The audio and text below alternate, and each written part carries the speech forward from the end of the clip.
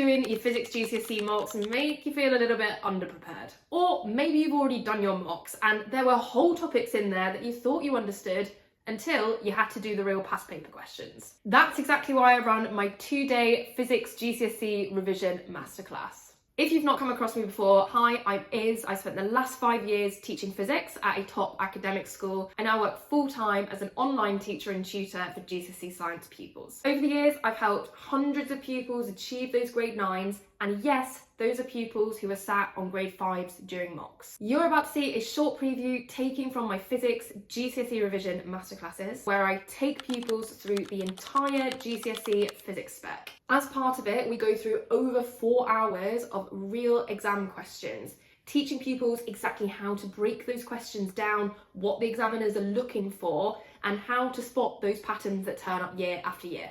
With those same questions, I make sure to drag out all of the related physics in the spec that could come up in the real exam, but isn't being directly asked in those exam questions. All of the information is in the link in the description, but here's 10 minutes of the masterclass now so you can get a feel for what it would be like. This whole topic is to do with radioactive decay. So the first thing is getting clear in our minds, what do we mean by radioactive decay? So there exists some isotopes that have unstable nuclei. What do we mean by that? Well, when you look at their nucleus, that nucleus has a little bit too much energy. That's what's making it unstable. So what does it do?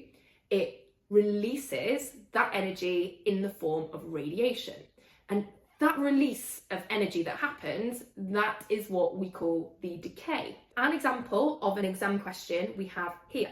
Carbon-14 decays, so that is my unstable nucleus, into nitrogen-14. The symbol for nitrogen-14 is 14-7. Explain what actually happens during that decay. So what kind of radiation is that carbon nucleus releasing during this decay? And how does that turn that nucleus into a nitrogen-14 nucleus? That's the exam question we are going to get to. But in order to be able to answer that and other exam questions like it, I want you to pause the video in a second and have a go at these written questions on the right here.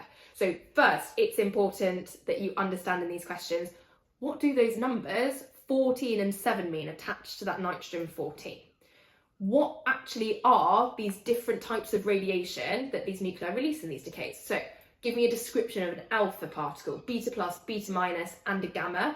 I want a description. I also want the symbol that you might use to represent them and what their numbers are. Then I'd like to know, looking at this exam question, can you actually tell what type of decay this is? Is it alpha? Is it beta plus? Is it beta minus? Or is it gamma? And I want to know what actually happens to that unstable nuclei as they undergo all of those different decays. So, for example, as they release some of that radiation, do they lose a neutron? What actually happens to them? And it's different for alpha, beta plus, beta minus, gamma. It's different what happens to the nucleus. And then finally, not mentioned in this exam question, but an important part of your spec, what do we mean by penetrating and ionizing ability? So those two terms.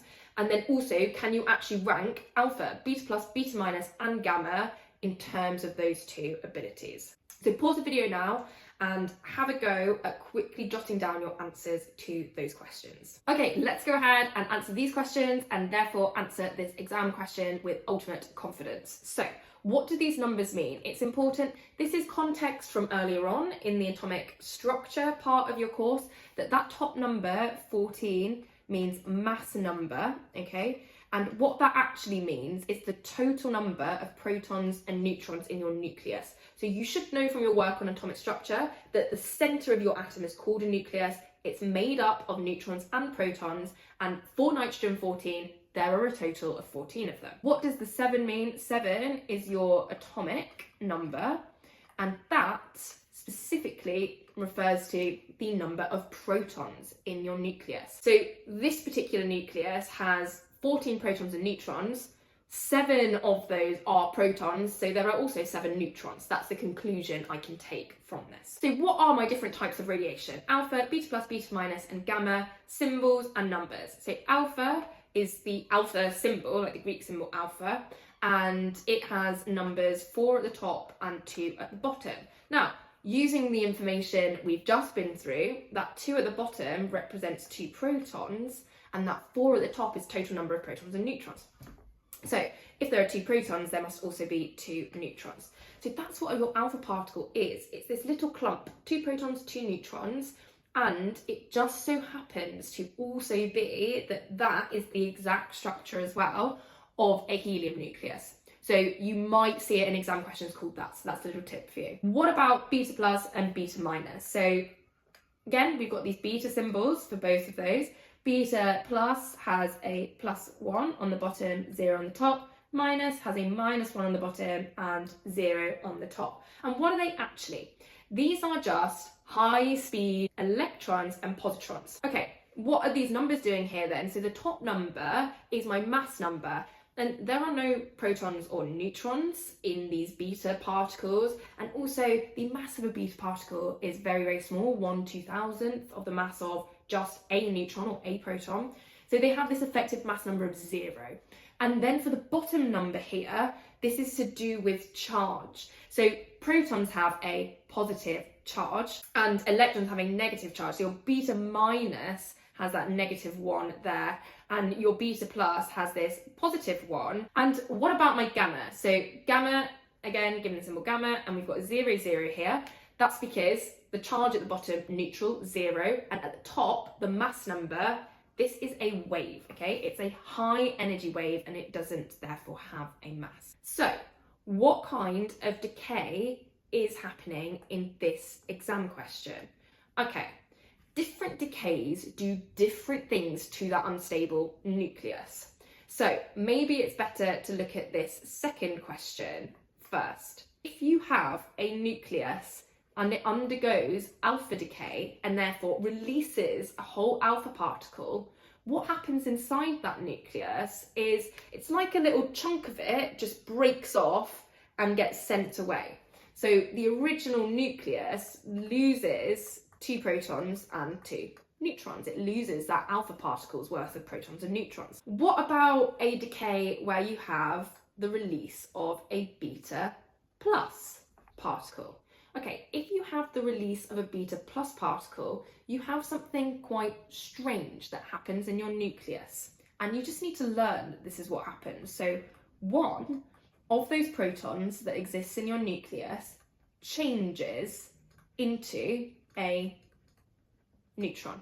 They literally, I know it feels like magic, but they literally change from being a proton into a neutron, and you get that beta plus release at the same time. Beta minus, you have something very similar, but it's the other way around. So you have, in beta minus decay, you have 1 neutron changing to become a proton, okay? And releasing this beta minus particle in the process. So that's a little bit strange what happens there, okay? It's not just as straightforward as the nucleus just releasing these particles like it was in the alpha decay. One of those particles inside the nucleus also actually changes. For gamma then, what happens with gamma? Gamma is just a high energy wave. So when gamma gets released, nothing happens to the internal structure of your nucleus. All that happens is it actually just loses that energy we were talking about right at the beginning. And often when you have alpha or beta decay, it releases those radiations and it will then undergo gamma decay as well. So it will then release more energy in the form of a gamma wave. Okay, so now maybe I can look at this question and decide what happens. So carbon, which has 14, 6. So what does that tell me about it? It has a mass number of 14 and an atomic number of 6. So there are 6 protons, 14 protons and neutrons. So 8 neutrons then for the 6 protons. Decays into nitrogen 14, 7. So we've already decided that in nitrogen, what you have is you have 7 protons and 7 neutrons.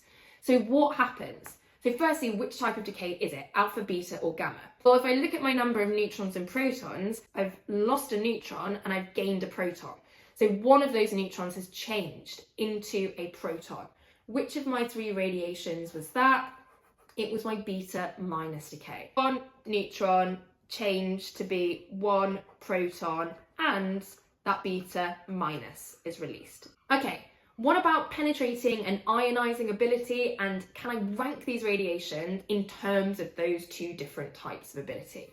So penetrating means how far you can travel, okay? Just like it kind of means in English. It's quite a sensible word, really, like how much material really can these different radiations move through. And ionizing literally means how good is it at making ions. Now, if you've forgotten what an ion is, it's a charged atom.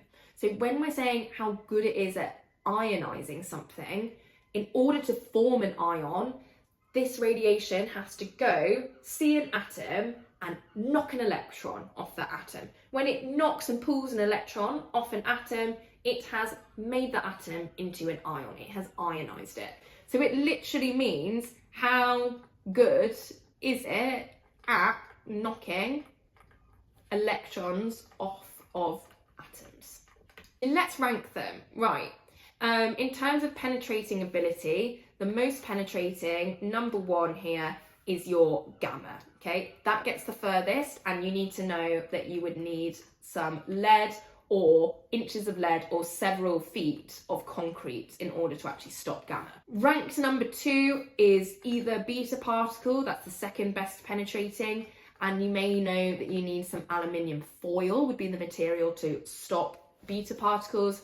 The worst is alpha. Alpha is number three. Actually, you just need a few centimeters of air to stop alpha, or you may see a piece of paper.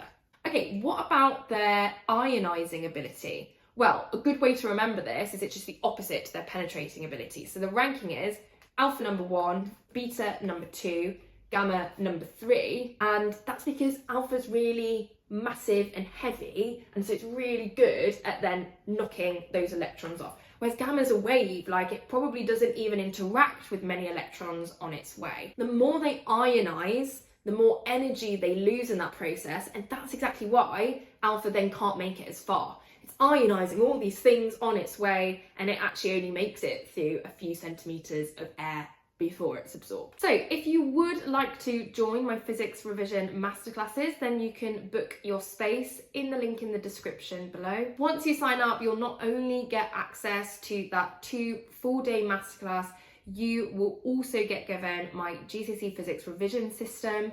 Those are my online resources, and they include revision technique videos, notes, video walkthrough questions, practice questions, active recall, and loads of past paper advice. Also, make sure to subscribe to this channel because there are loads of free GCSE physics and chemistry revision videos to help you.